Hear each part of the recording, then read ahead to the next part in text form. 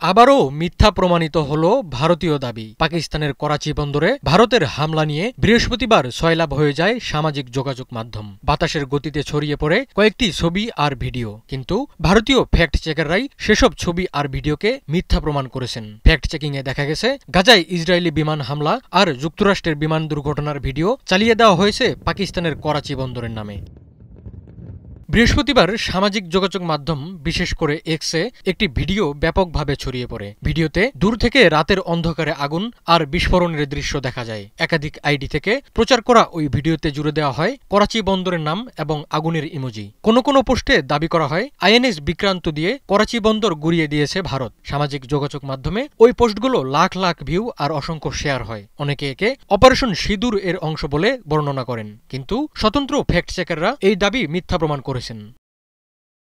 দক্ষিণ এশিয়ায় ভুয়া তথ্য পর্যবেক্ষণকারী গবেষক অঙ্কিতা মহলানবিশ জানিয়েছেন, ছবিটি 2020 সালের 24 ফেব্রুয়ারি প্রকাশিত বিবিসির একটি প্রতিবেদনের অংশ, যার প্রেক্ষাপট ছিল গাজায় ইসরায়েলি বিমান হামলা। ভারতের অল্ট নিউজের সহ প্রতিষ্ঠাতা মোহাম্মদ জুবাইরও এক টুইটে এই তথ্য নিশ্চিত করেছেন এবং বিবিসি প্রতিবেদনের স্ক্রিনশটও শেয়ার করেছেন।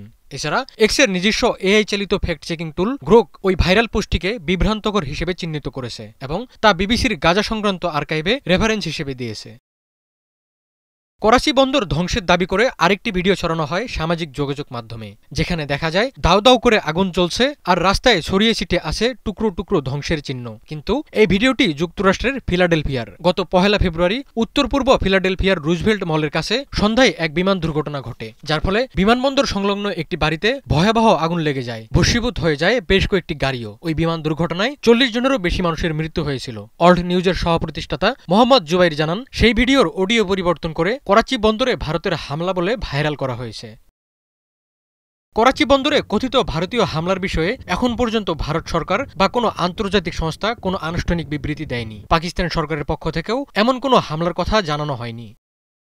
ভারত পাকিস্তান সংঘাতকে কেন্দ্র করে চলছে তথ্যযুদ্ধ। ভুল তথ্য, অপতথ্য আর গুজবে ভরে গেছে সামাজিক যোগাযোগ মাধ্যম। হামলা, পাল্টা হামলা কিংবা ক্ষয়ক্ষতি নিয়ে মনগড়া তথ্য আর পুরনো ছবি ভিডিও প্রচারে রীতিমতো যুদ্ধে নেমে গেছে দুই দেশের নেটিজেনরা। সেসব পোস্ট আবার হু হু করে ভাইরালও হচ্ছে। এই যুদ্ধে পিছিয়ে নেই সংবাদ মাধ্যমগুলোও। নানা সূত্রের বরাতে হামলা, পাল্টা হামলা নিয়ে নানা তথ্য প্রচার করলেও দুই দেশের কর্তৃপক্ষ আনুষ্ঠানিকভাবে সেগুলো নিয়ে কিছু জানাচ্ছে না।